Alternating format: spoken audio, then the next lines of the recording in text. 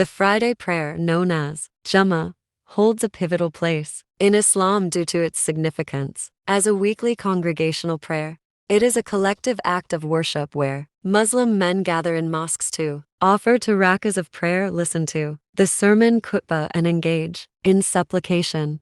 Jumu'ah is an obligatory act for Muslim men and symbolizes unity, community, and the acknowledgment of Allah's sovereignty.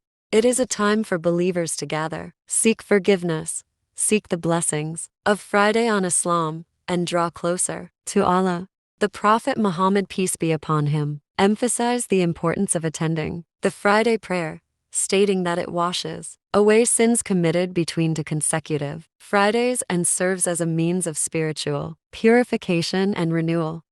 What did Allah say about Friday? Allah, in His infinite wisdom, has bestowed special significance upon Friday in the Islamic tradition.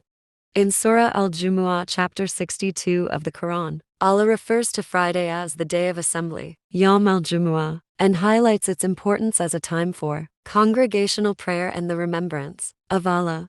The chapter underscores the divine blessings of Friday and encourages believers to leave aside their worldly pursuits and hasten to the remembrance of Allah and the Friday prayer.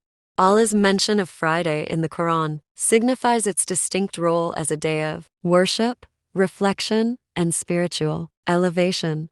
Forgiveness of sins. Fridays offer an opportunity for the forgiveness of sins.